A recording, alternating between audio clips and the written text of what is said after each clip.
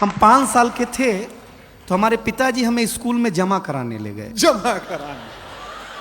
पहले जमा ही होते थे, कॉन्वेंट कल्चर अब है ना, एक फादर घर में। बारीक है वो दिनेश। एक स्कूल में ट्यूशन, हमारे ज़माने में ऐसा नहीं था। बगीचे में हमारा स्कूल होता था, ऐसे मास्टर जी बैठे हुए, ऐसे हम खड़े, ऐसे हमारे पिताजी खड़े। तो मास्टर साहब ने पिताजी से पूछा किसका लड़का है, तो मेरे पिताजी इमोशनल हो गए, बोले मास्टर साहब आपका ही है। मैं सही बताता हूँ। अब हम टेंशन में,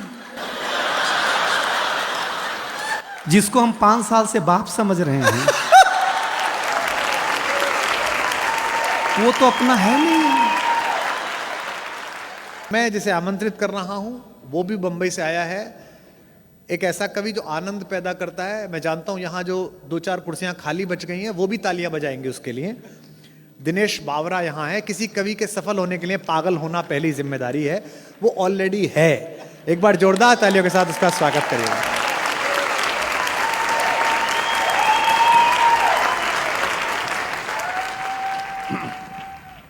माइक वाला नहीं आएगा, खुद को ही करना पड़ेगा। जी जी जी, कोई बात नहीं। मैं दिनेश बावरा हूँ। कल ही मैंने फ्लैट लेने को सोचा था दिल्ली में।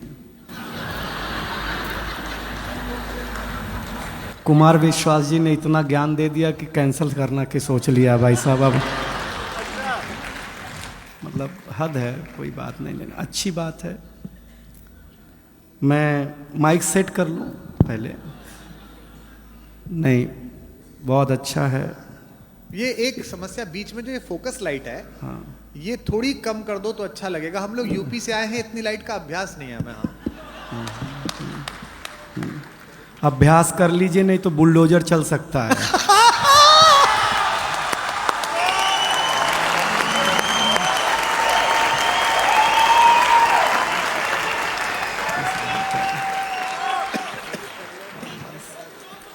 हाँ, बस समझिएगा, देखिएगा, मैं भी ज़्यादा समय आपके बीच नहीं रहूँगा।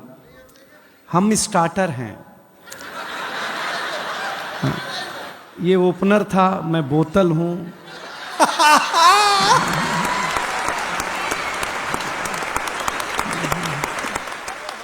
ये प्लेट हैं, ऐसे ही है सब मामला।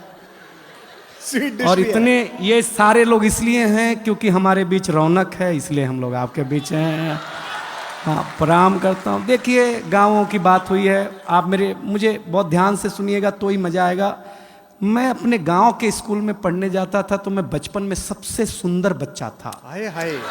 हाँ, हाँ, टीचर बोलती थी तू पीछे नहीं बैठेगा, मेरे सामने बैठेगा, क्योंकि मैं सुंदर था।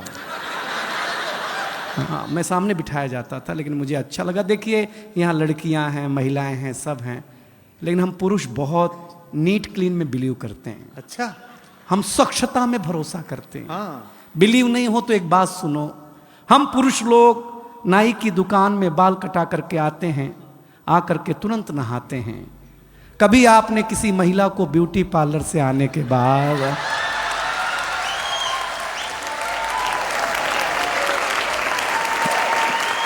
अगर मुंह धोते हुए भी देखा हो?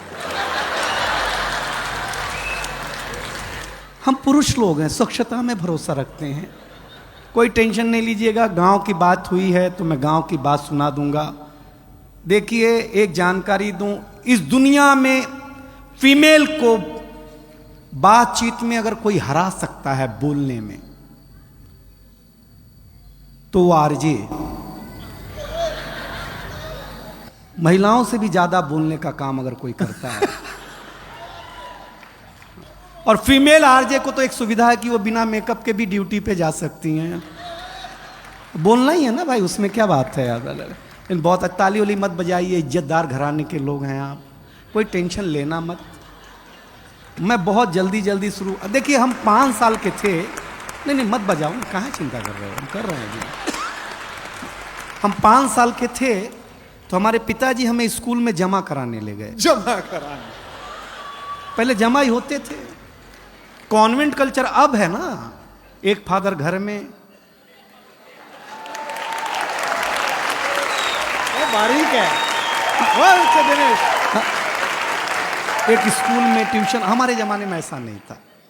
बगीचे में हमारा स्कूल होता था, ऐसे मास्टर जी बैठे हुए, ऐसे हम खड़े, ऐसे हमारे पिताजी खड़े।